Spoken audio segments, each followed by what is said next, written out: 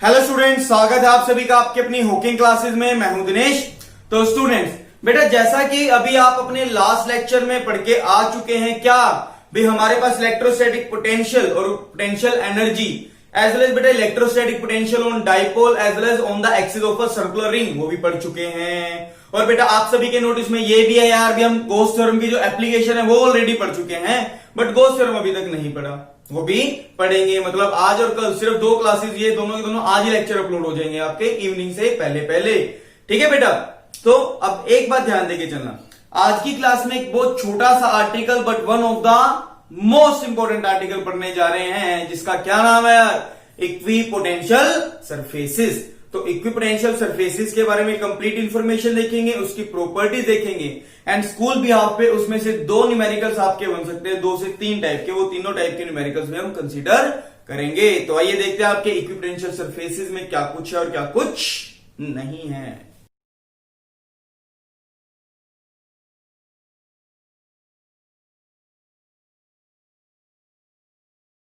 तो स्टूडेंट्स आइए बेटा देखते हैं यार इक्विपोटेंशियल सरफेसेस क्या होते हैं। अरे इक्वी की स्पेलिंग थोड़ी सी चलो लिख लेते। क्या था? इक्वी मतलब इक्वल, अरे पोटेंशियल मतलब सेम पोटेंशियल, मतलब पोटेंशियल तो पता ही है यार। इक्वी का मतलब क्या है? सेम पोटेंशियल, पता ही है। सरफेसेस क्या है?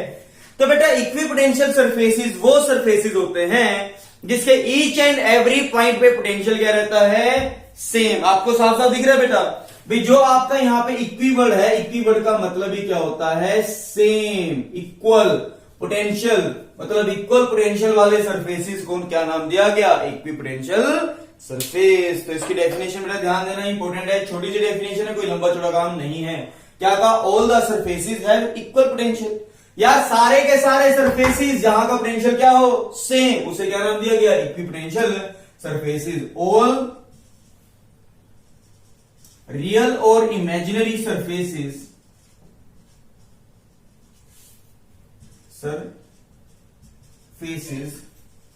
having same potential is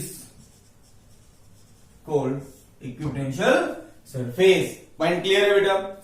तो बेटा आपको यहां से क्लियर हो गया भी, अगर कोई एक सरफेस है, उस सरफेस के एक पॉइंट पे अगर 10 वोल्ट है तो हर एक पॉइंट पे कितना होगा? 10 वोल्ट ही एग्जिस्ट करेगा। तो उसे क्या नाम दिया गया? Equipotential surface. तो बेटा चलो ठीक है, उसने कहा यार इक्विपोटेंशियल सरफेस तो है, तो इसकी प्रॉपर्टीज क्या होगी या इसके ऊपर न्यूमेरिकल पोर्शन कैसे बनेगा?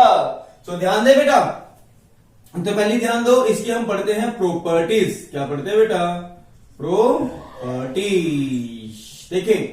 देखिए पहली प्रॉपर्टी ने क्या कहा, सिंपल सी बात ध्यान दीजिए। अगर बेटा मैं एज्यूम करता हूं, लेट अस कंसीडर आपके पास कोई एक स्फेरिकल बॉडी है, सर्कुलर बॉडी है, कोई भी एक सरफेस मान लिया, ठीक है बेटा। मैंने कहा भी लेट अस कंसीडर इसके सरफेस सेंटर पे यहां पे कोई एक चार्ज रखा है, कितना? Plus Q. कितना चार्ज रखा है? Plus Q. और जो ये स्फीयर है, लेट स्फीयर की रेडियस कितनी है बेटा? आर। यहां तो कोई दिक्कत तो नहीं। हमने क्या माना? Let us consider a sphere of radius R and a charge plus q is placed at its centre. हाँ है ना? अगर बेटा मैं यहां पे कुछ एज्यूम कर लेता हूं भी, लेट अस कंसीडर आपके पास यहां पे कोई एक पॉइंट पकड़ा, जिस पॉइंट का नाम क्या दे दिया? ए। इस पॉइंट का नाम क्या दे दिया?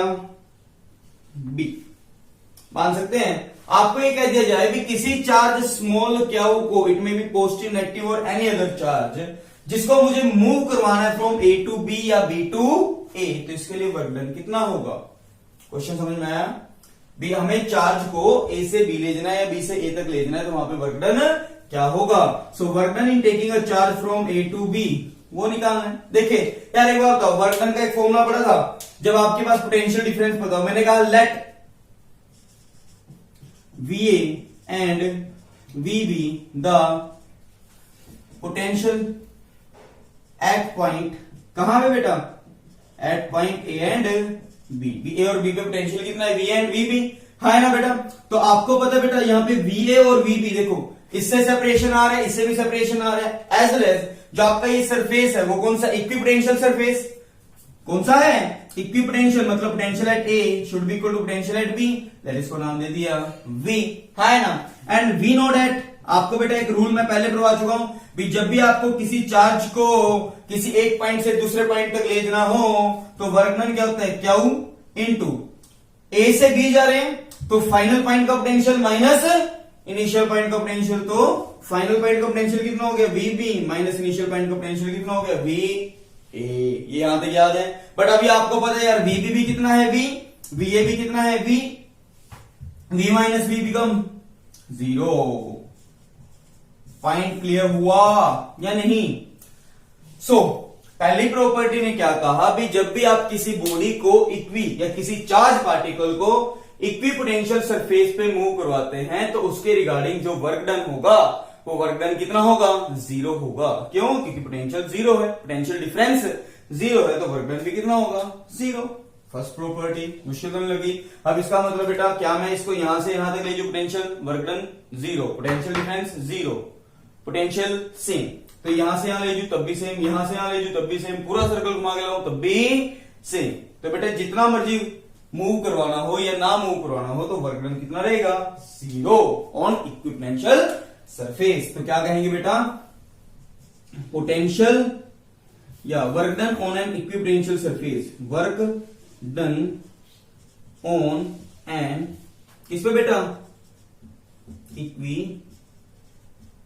Potential surfaces is always 0। मुश्किल लग रहा, समझ में आया नहीं आया?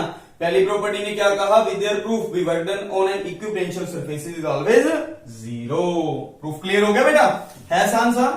चलिए बेटा इसकी सेकंड प्रॉपर्टी देखते हैं। देखिए सेकंड प्रॉपर्टी में क्या कहा, चलो ठीक है भाई आपके पास कोई कंडक्टर मान लिया या कोई एक बॉडी मान ली जो क्या है इक्विपोटेंशियल सरफेस पे है, ठीक है जी। तो उसने कहा बेटा यहां पे अगर हम वर्क डन 0 है, वर्क डन क्या है 0 ऑन एन इक्विपोटेंशियल सरफेसेस, तो इलेक्ट्रिक फील्ड वगैरह का बिहेवियर यहां पे कैसा होगा, इलेक्ट्रिक फील्ड वगैरह का यहां पे बिहेवियर कैसा होगा। चलिए ठीक है जी इसको एज्यूम करते हैं, या इलेक्ट्रिक फील्ड एंड इसकी डिस्प्लेसमेंट या एरिया वेक्टर के बीच में कुछ ना कुछ टर्म्स देखते हैं। चलिए दोबारा से अज्यूम किया, अभी late us consider a sphere of radius capital R and a charge plus q is placed at its centre. है ना बेटा? आपको पता है बेटा अगर मुझे यहां इलेक्ट्रिक फील्ड का रिलेशन देख लेते हैं, बेसिकली क्या होता है भी जो इलेक्ट्रिक फील्ड होती है क्या होती है, electrical field is perpendicular to its area, is perpendicular to its surface area. ऐसा क्यों, इसका प्रूफ देखते हैं, ये प्रॉपर्टी काम की है। देखिए बेटा मैंने कहा जहां पे भी आपको फील्ड देखनी है वहां पे आपने एक टेस्ट चार्ज मान लेते थे, मैंने कहा यहां पे टेस्ट चार्ज माना प्लस क्या होना, आपको पता है ये पॉजिटिव इस पॉजिटिव को क्या करेगा रिपेल करेगा, क्या करेगा रिपेल, इलेक्ट्रिक फील्ड बाहर की तरफ लगेगी। अब उसने कहा चलो ठीक है बाहर की तरफ लग रही है, अगर मैं यहां पे कोई एक छोटा सा एरिया ले लूं जिसके रिगार्डिंग वर्क डन निकाल लेते हैं, या एक काम करते हैं उसके रिगार्डिंग डिस्प्लेसमेंट ले लेंगे। यार हमें पता है वर्क डन इतना है, मुझे ये प्रूफ करना है भी electric field perpendicular to surface है। इस प्रॉपर्टी का न्यूमेरिकल्स के रिगार्डिंग बहुत अच्छा यूज होने वाला है। देखिए बेटा तो मैंने क्या कहा यहां पे let us consider we have a small displacement, मैंने कहा लेट यहां पार्टिकल की मुझे नहीं पता, मैंने यहां छोटी सी डिस्प्लेसमेंट कर दी फ्रॉम पॉइंट ए से लेके बी तक, मान सकते हैं let it this displacement is real. तो आपको पता बेटा for this one small work done is what force into displacement into cos theta. ये सुना था नहीं सुना था, एफ एस कोस थीटा। यहां फोर्स ये है, डिस्प्लेसमेंट कितनी है डीएल मान ली, एंगल कितना है पता नहीं वो निकालना है। क्या कहा लेट मैंने कहा इनके बीच में एंगल कितना है थीटा, वही तो निकालना है, बी सरफेस से कितना एंगल बनाता है। ठीक बात बताओ अगर आपको पता है यार यहां पे चार्ज कितना है क्या नोट, इलेक्ट्रिक फील्ड कितनी है ई, तो फोर्स कितना लगेगा क्या नोट इंटू, ये याद है नहीं है q naught into E into DL into cos theta, ये सभी ने सुन रखा है। डेट्स योर वोट बेटा small work done by D W is equal to q naught E into DL cos theta. But अभी एक बात बताइए बेटा, बट वी नो डेट अभी आपने पढ़ा बेटा be work done on an equipotential surface is always 0, चाहे वो छोटा हो या बड़ा, but we know that work done on an equipotential work done on an equipotential surfaces is always 0। तो dw इट मीन्स 0 है, कंपेयर किया जाए on comparing q naught E d l cos theta is equal to 0। बेटा एक बात देख, क्या Q note 0 है? नहीं, वो तो यूनिट चार्ज होता है। इलेक्ट्रिक फील्ड 0 नहीं, क्या हुआ है आर स्क्वायर डीएल नहीं, कुछ ना कुछ डिस्प्लेसमेंट हुई है। इसका मतलब भी अगर इसे 0 होना है तो कोस थीटा को 0 होना पड़ेगा, मतलब कोस थीटा 0 तो थीटा कितना आ गया 90 डिग्री। इट मीन्स बेटा क्या हुआ भी हमारे पास जहां पे जो इलेक्ट्रिक फील्ड है, क्या है बेटा, इलेक्ट्रिक फील्ड वो परपेंडिकुलर आई है। क्या है बेटा, perpendicular to the surface. Point याद रखेंगे। तो हमारे पास कभी भी कोई एक सरफेस होता है, उस सरफेस पे it may be regular shape as well as irregular shape, तो उस केस में जो इलेक्ट्रिक फील्ड होती है वो इक्विपोटेंशियल सरफेसिस से, कौन सा सरफेस है हमने माना है, इक्विपोटेंशियल सरफेस से हमेशा क्या होती है, परपेंडिकुलर। पॉइंट क्लियर है या नहीं? समझ में आया नहीं आया? पक्का क्लियर। चलिए बेटा, दो प्रॉपर्टीज आई थिंक सभी बच्चों को क्लियर हो चुकी है। तीसरी प्रॉपर्टी और देखें। अच्छा एक बात कहिए बेटा, third property one of the important property but समझने की, क्या है, समझने की। बेटा आप सभी को मैं एक रिलेशन करवा के आ चुका हूं, E is equal to minus d v by d r, जहां पे E क्या होती थी, इलेक्ट्रिक फील्ड, डीवी क्या होता था, पोटेंशियल डिफरेंस, डी आर क्या होती थी, separation between them, separation between them. अब बेटा मैं आप सभी से एक सिंपल सा क्वेश्चन पूछता हूं। मैंने कहा बेटा भी अगर आप यहां पे कोई एक प्लस चार्ज चार्ज एज्यूम कर लेते हैं, कोई एक प्लस चार्ज चार्ज एज्यूम किया, तो आपको पता बेटा इसकी वजह से जो इलेक्ट्रिक फील्ड होगी वो आउटवर्ड होगी।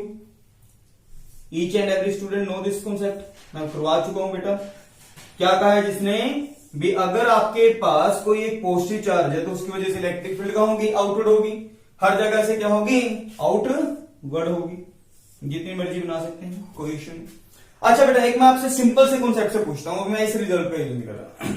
अगर बेटा मैं यहां पे 3 पॉइंट कंसीडर कर लेता हूं, late us consider first point is this is a, यहां पे कोई अनदर पॉइंट मान लिया बी, यहां पे कोई अनदर और पॉइंट मान लेते हैं सी,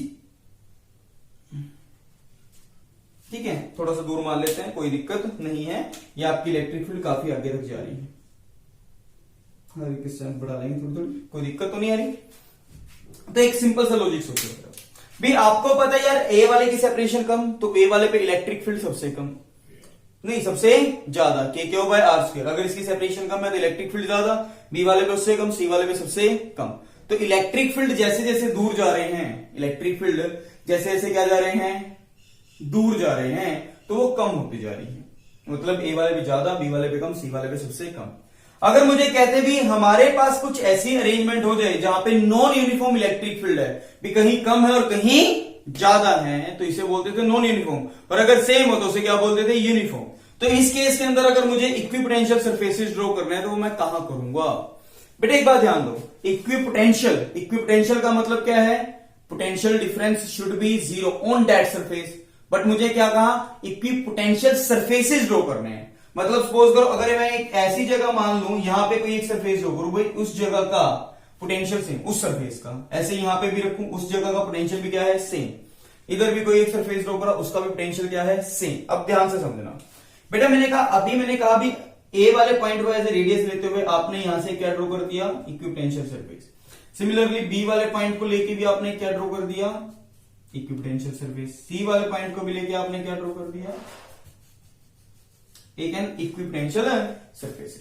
मैंने कहा बेटा लेट ए और बी, ए का पोटेंशियल मान लिया, let assume to be 100 volt, यहां का मान लिया 80 वोल्ट, यहां का मान लिया 60 volt. Let us assume there are 3 potentials of 100 volt, 80 volt and 60 volt.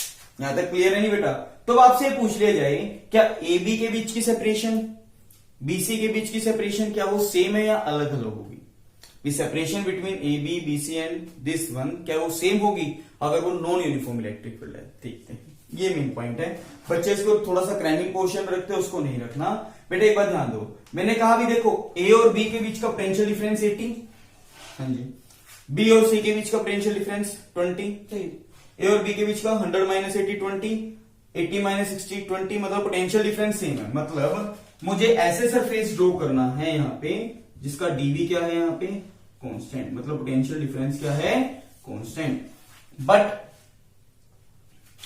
तो इसका मतलब E is inversely proportional to 1 by D r, है ना भी, वो तो यार कांस्टेंट ही है, माइनस बार बार जाने दो तो डायरेक्शन को शो करता था, भी डिक्रीज होता है potential, E is inversely proportional to 1 by D r. But यार एक बात खुद सोचिए, जैसे जैसे आप दूर जा रहे हैं वैसे वैसे इलेक्ट्रिक फील्ड कम हो रहा है या ज्यादा हो रहा है, क्या हो रहा है बेटा, कम या ज्यादा, so electric field get reduce, ये कम हो रहा है तो डीआर को बढ़ना पड़ेगा ही पड़ेगा।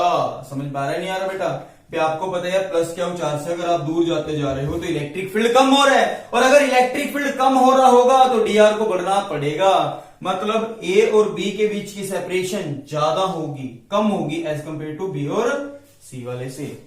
भी यार जैसे जैसे दूर जा रहे हैं तो इलेक्ट्रिक फील्ड कम हो रही है तो डीआर क्या होता जाएगा, बढ़ता जाएगा, इलेक्ट्रिक फील्ड गेट डिक्रीजेस तो डीआर गेट इंक्रीजेस। जैसे जैसे दूर जाएंगे इलेक्ट्रिक फील्ड वीक हो रही है और d r separation between two potential surfaces get increased, तो इसका मतलब सेपरेशन बिटवीन कौन सा ए बी पेयर कम होगी as compare to separation between what B C pair. Point clear हो रहा है नहीं हो रहा बेटा अब आपको, पॉइंट कंफर्म। बेटा नॉन यूनिफॉर्म इलेक्ट्रिक फील्ड होती है तो बेटा जहां पे इलेक्ट्रिक फील्ड वीक होती है, जहां इलेक्ट्रिक फील्ड क्या होती है वीक, तो इक्विपोटेंशियल सरफेसेस के बीच की दूरी बढ़ जाती है, और जहां इलेक्ट्रिक फील्ड होती है स्ट्रॉन्ग, वहां इक्विपोटेंशियल सरफेसेस के बीच की दूरी कम हो जाती है। तो आई थिंक मेरे ख्याल से आपको थर्ड प्रॉपर्टीज क्लियर होगी, मुश्किल तो नहीं लग रहा, कंफर्म हो गया नहीं हो गया बेटा। तो that's the concept for what equipotential surfaces, ये one of the most important property है। तो आइए देखते हैं, और एक बात ध्यान से ध्यान देना, इससे क्वेश्चन जनरेट हो गए अच्छे वाले। एक बात ध्यान दो, इलेक्ट्रिक फील्ड परपेंडिकुलर है किससे, इक्विपोटेंशियल सरफेस से, और अगर नॉन यूनिफॉर्म है, कौन सी है, नॉन यूनिफॉर्म, परपेंडिकुलर भी है एज वेल एज भी, जैसे जैसे दूर जाएंगे वैसे वैसे की होगा यार, की होगा potential get potential same but electric field get reduced and separation between them get increased। तो फर्स्ट ऑफ ऑल बेटा एक बार यहां तक लिखिए, देन इसके बाद इसकी और प्रॉपर्टीज पढ़ेंगे एज वेल एज इसके ऊपर न्यूमेरिकल्स को देखते हैं। तो स्टूडेंट्स बेटा जैसा कि अभी हम देखे हैं, अभी इक्विपोटेंशियल जो सरफेसेस था उसकी हमने तीन प्रॉपर्टी देखी है बेटा, याद आ गई। पहली प्रॉपर्टी क्या कहा था बेटा, अभी work done on an equipotential surface is always zero. दूसरे ने क्या कहा, अभी इलेक्ट्रिक फील्ड इंटेंसिटी या electric field is always perpendicular to the surface. And third one बेटा, भी अगर हमारे पास नॉन यूनिफॉर्म इलेक्ट्रिक फील्ड होती है तो जैसे जैसे अगर आप उससे दूर जाते हैं तो जैसे जैसे बेटा अगर आपके पास नॉन यूनिफॉर्म क्या है इलेक्ट्रिक फील्ड, तो electric field is inversely proportional to 1 by D R. तो अगर आपको वहां बेटा इलेक्ट्रिक फील्ड वीक हो रही है, मतलब E get decreases, then separation between equipotential surfaces get increases, जैसा कि हम एक एग्जांपल में भी देख चुके हैं।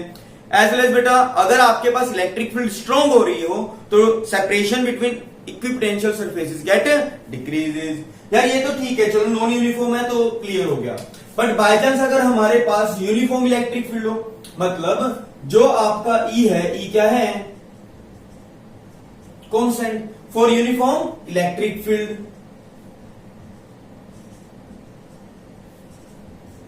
फॉर यूनिफॉर्म इलेक्ट्रिक फील्ड के रिगार्डिंग क्या होगा, ई इज अ कांस्टेंट। ई क्या होगा बेटा, कांस्टेंट। तो आपको पता है बेटा भी जो आपका ई होता है वो किसके इक्वल होता है, डीवी बाय डी आर, है ना बेटा, विषय लग रहा।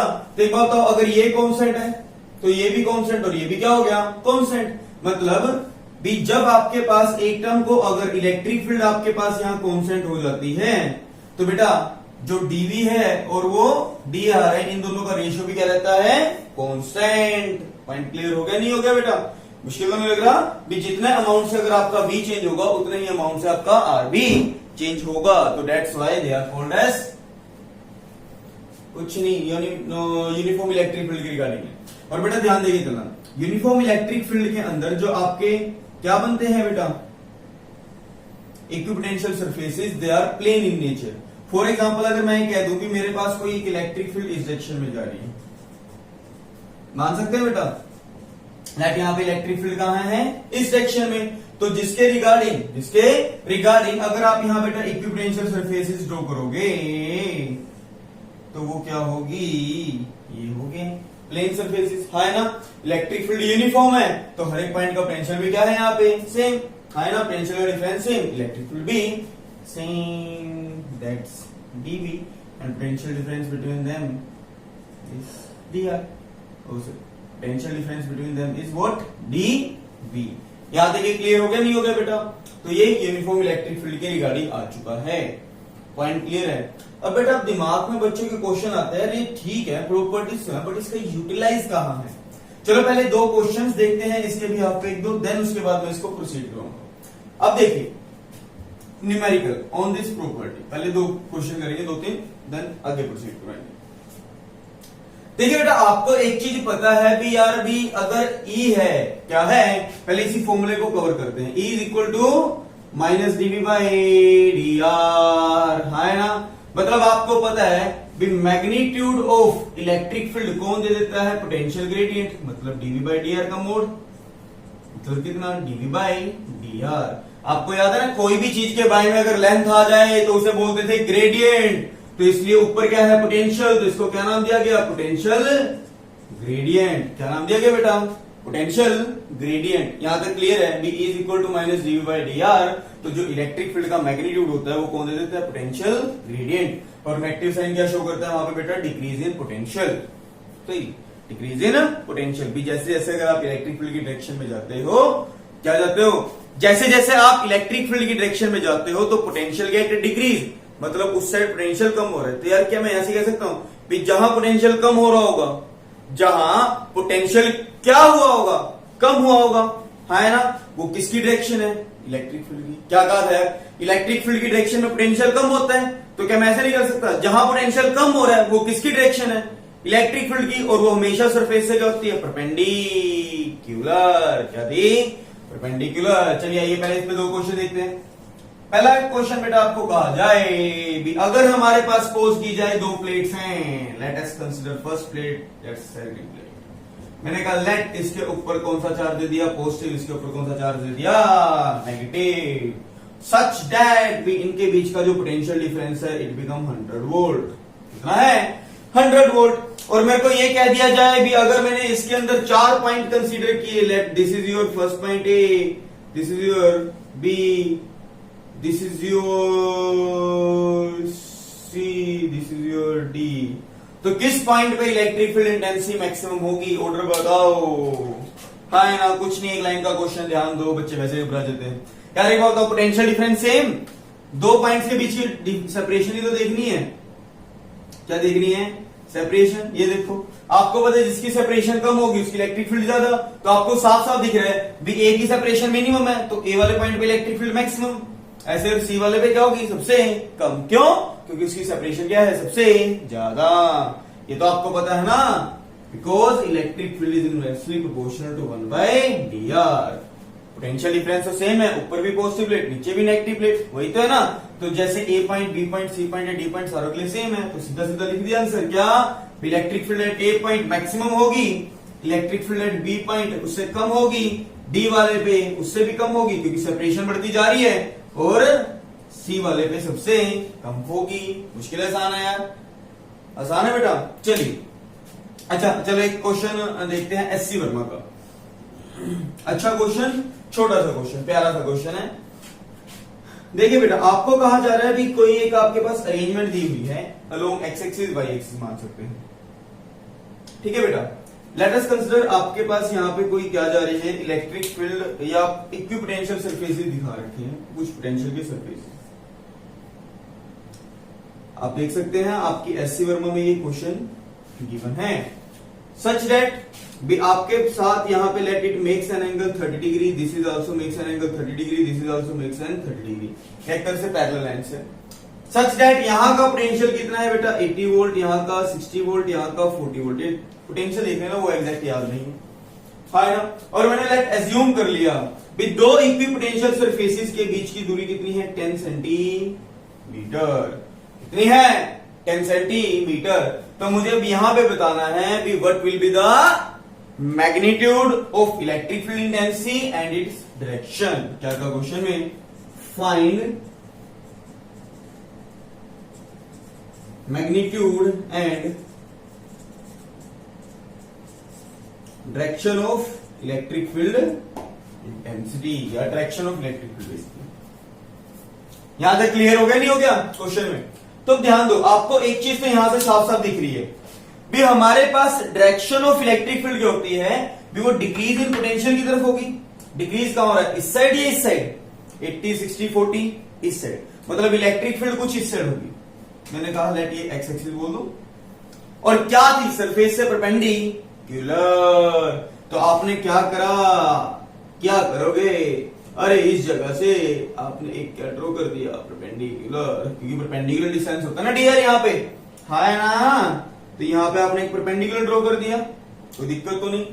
तो दैट्स योर आपका ये जो डिस्टेंस आया है ये आपका एक तरह से डीआर का काम करेगा, और परपेंडिकुलर डिस्टेंस है फ्रॉम द सरफेस, ये डायरेक्शन है ना, तो किसकी डायरेक्शन होगी, इलेक्ट्रिक फील्ड की। मुश्किल आसान है यार। अब आप सभी से एक सिंपल सा क्वेश्चन पूछता हूं, यहीं पे खत्म करते हैं इसको।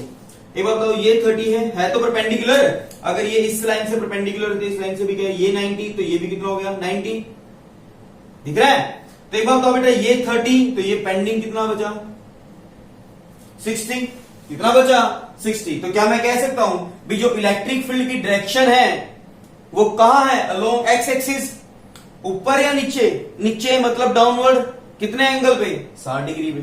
समझ पा रहे हो, क्योंकि एक्स एक्सिस एंगल लेके चल रहे हैं। सो क्या लिख देंगे, direction of electric field is 60 degree downward from x axis. मुश्किल है, आसान है। Downward along 60 degree, downward from की जगह ना ऐसे लिख दो, along x axis, x axis की तरफ जा रही है ना, तो कोई दिक्कत नहीं है। अब आगे क्या निकालने, पोटेंशियल डिफरेंस के बिहाफ पे इसका मैग्नीट्यूड। मैग्नीट्यूड पता है कैसे निकालते थे, डीवी बाई डी आर। अरे डीवी क्या है, पोटेंशियल का difference, high potential minus low potential होता था या नहीं होता था, क्या होता था बताओ, मैग्नीट्यूड बता रहा हूं मैं, इसलिए आप हाई माइनस लो कर दो, लो माइनस हाई। वैसे रियल रूल क्या होता है, फाइनल पोटेंशियल माइनस इनिशियल, तो कितना हो जाएगा बताओ, लगा दे माइनस, कितना हो गया माइनस 60 माइनस 80 बाय सेपरेशन। अरे सेपरेशन कितनी है देख भाई, अरे ये अगर 10 है, 10 ने इस लाइन के साथ 30 बनाया, तो 10 cos 30 इधर जाएगा 10 sin 30, तो ये आपका जो डिस्टेंस आया डी आर वो इस तरह से कितना निकल गया, 10 सेंटीमीटर है, तो मीटर में चेंज किया 10 की पावर -2 साइन 30 डिग्री। साइन 30 कितना होता है 1/2, तो कितना हो गया ये देख, -20 बाहर बढ़ा था 20 हो गया, 20 खेल रहे हैं। साइन 30 कितना है 1/2, कितना है 1/2, 2 से काटा कितना आ गया 5 इंटू 10 की पावर -2, 5 से काटा कितना बचा 4, कितना बचा 4, ये ऊपर चला गया 400 न्यूटन पर कूलम या वोल्ट पर मीटर, याद है ना, दोनों इसका आंसर है। तो that's the electric field intensity का मैग्नीट्यूड आ गया आपके पास कितना 400 वोल्ट पर मीटर। पॉइंट क्लियर है, और डायरेक्शन कितनी थी, परपेंडिकुलर टू द सरफेस। यहां तक क्लियर हो गया बेटा। तो आइए आपको ये एक प्रॉपर्टी और क्लियर हुई भी, अगर वो क्या हो नॉन यूनिफॉर्म वाला समझ में आ गया, अगर यूनिफॉर्म इक्विपोटेंशियल सरफेस हो तब कैसा क्वेश्चन होता है, नॉन यूनिफॉर्म हो तब कैसा क्वेश्चन होता है। बेसिक लेवल में यहां तक क्लियर हो गया। तो एक बार इसको लिख लीजिए, एंड आफ्टर दैट इसकी दो प्रॉपर्टीज और होते हैं वो भी देखते हैं।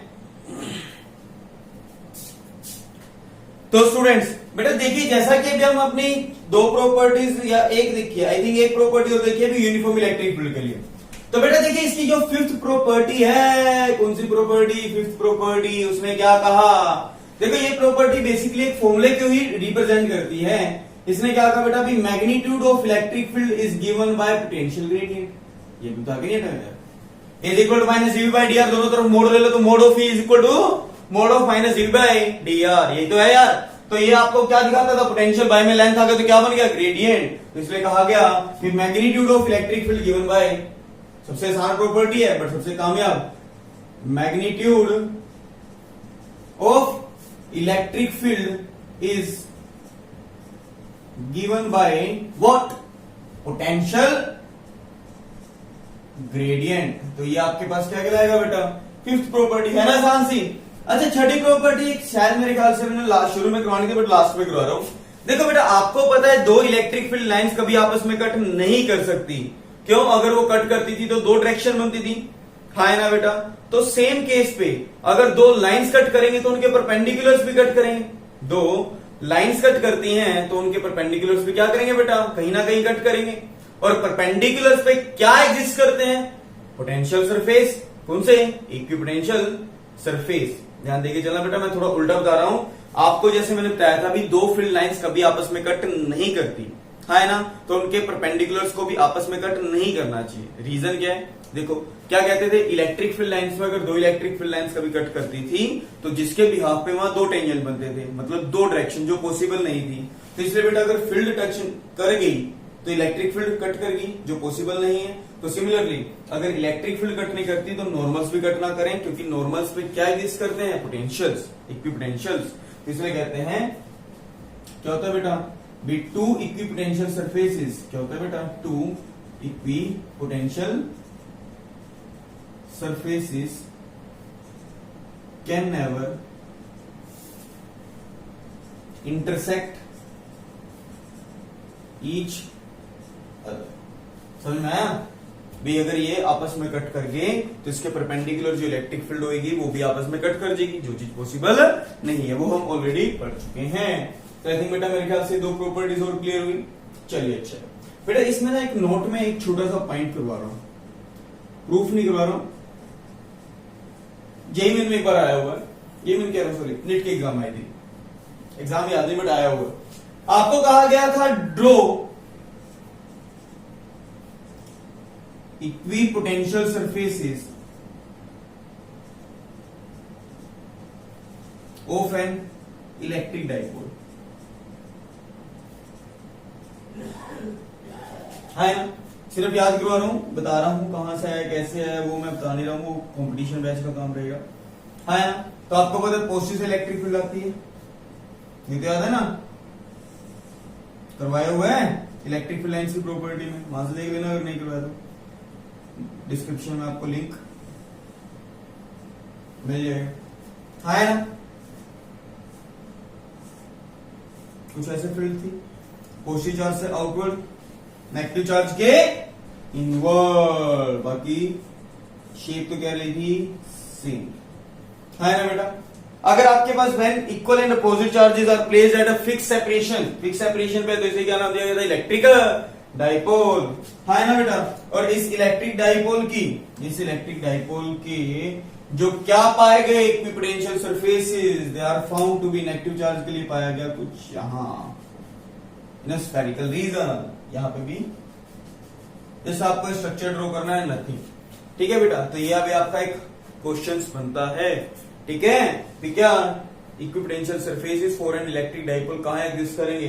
चार्ज के पास, इन स्फेरिकल रीजन। इसमें फ्लक्स वाले कितने खतरनाक क्वेश्चन बनते हैं, वो सारे के सारे करवा के चलेंगे ए टू जेड। तो आई थिंक बेटा मेरे ख्याल से ये वाली टर्म्स आपको क्लियर होगी या नहीं होगी? पॉइंट कंफर्म हुआ ईमानदारी से? समझ में आ रहा नहीं आ रहा?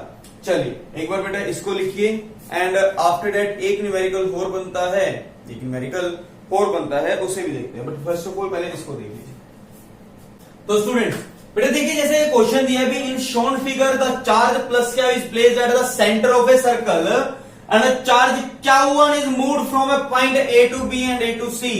भी हमारे पास कोई एक सर्कल है, जिस सर्कल के सेंटर पे चार्ज Q रखा है, और यहां पे कोई A पॉइंट मान लिया जिसपे चार्ज कितना रखा है? Q1। आपको कहा जाए अभी इस चार्ज Q1 को यार A से B ले जो या A से C ले जो, तो वर्क कितना करना पड़ेगा? तो ये बताइए, आसान सा क्वेश्चन है, देखते हैं। अभी आपको बेटा मैंने बताया था work done in taking from A to B, इसका फॉर्मूला क्या था? चार्ज इनटू फाइनल पॉइंट का पोटेंशियल माइनस इनिशियल पॉइंट का पोटेंशियल। अरे फाइनल पॉइंट कौन सा है A से B में? B, तो B का पोटेंशियल एट B, A का पोटेंशियल एट B, A। मैं work done against electric field निकाल रहा हूं, यहां तक ध्यान दें, हाँ या ना? अच्छा, और अगर निकालना हो work done in taking from A to C become Q1 times A to C, मतलब फाइनल पॉइंट का पोटेंशियल माइनस इनिशियल पॉइंट का पोटेंशियल। हो गया नहीं हो गया? बट आपको बेटा यहां से दिख रहा है कि यार जो आपका B और C है, क्या है? B और C, वो दोनों के दोनों प्लस Q चार्ज से सेम सेपरेशन पे, अलग सेपरेशन पे? सेम पे है ना, तो मतलब इसकी वजह से बी का पोटेंशियल और इसकी वजह से सी का पोटेंशियल क्या होगा, same. We know that potential at B is equal to C, है ना यार। लेट इसको नाम दे दिया अभी। तो एक बार बताओ यार, ये दोनों बराबर ही हो गए। अरे बी ए भी बराबर हो गए, अरे चार्ज भी बराबर हो गया, तो वर्क डन को भी क्या होना पड़ा, बराबर होना पड़ेगा या नहीं होना पड़ेगा, है ना। तो option C is the correct answer. Point clear हो गया बेटा। तो ये आई थिंक मेरे ख्याल से बेटा मैंने अभी आपको इक्विपोटेंशियल सरफेसेस की 6 प्रॉपर्टीज हैं जो मैंने आपको डील करवाई हैं, ठीक है बेटा। तो ये 6 की 6 प्रॉपर्टी आपकी one of the most important property है, खासतौर पे E is equal to minus GB by D R, इसका magnitude, mod of E is equal to mod of minus GB by D R. तो बेटा ध्यान देके चलना, इसके भी आप पे काफी सारे क्वेश्चन चलेंगे, ठीक है बेटा। अभी जस्ट एक गोस्ट थ्योरम एंड उसके ऊपर मैंने फिर न्यूमेरिकल्स करवाना है एंड तकरीबन कैपेसिटर स्टार्ट करवाने से पहले कम से कम 60 न्यूमेरिकल आपको कह रखे हैं, जिसमें से मैंने 10 न्यूमेरिकल्स ऑलमोस्ट करवा दिए। 4 न्यूमेरिकल्स के तकरीबन 4 लेक्चर बनेंगे, वो सारा के 4 करवा के चलेंगे। और लेक्चर्स बेटा थोड़ा सा मैं स्पीड बढ़ाऊंगा, हल्की सी तबीयत खराब चल रही है 2-4 दिनों से। एक तो कोरोना का दिन चल रहा है यार, वैसे बुरा लगता है साला कभी कोरोना ना निकल जाए, ठीक है ना। तो टेंशन ही लेनी, बट सबको ठीक है। बट हाँ हल्का सा थक चुका हूँ लेक्चर पढ़ा के, क्योंकि बच्चे का सपोर्ट बेटा बहुत कम मिल रहा है रियलिटी में, ठीक है। सो आप सभी से उम्मीद करता हूं अपने आप के इस चैनल को लाइक करेंगे, सब्सक्राइब करेंगे, शेयर करेंगे और कोशिश कीजिए ताकि बेटा एक फैमिली को बड़े से बड़ा किया जा सके, ठीक है। और आपके एफर्ट्स, थोड़ी सी मेरी मेहनत, मुझसे ज्यादा मेहनत आपकी रहेगी बेटा, क्योंकि आपके सपोर्ट के बगैर इस चैनल को प्रोसीड करवाना आगे बहुत टिपिकल है मेरे लिए, ठीक है बेटा। सो बाकी नेक्स्ट क्लास में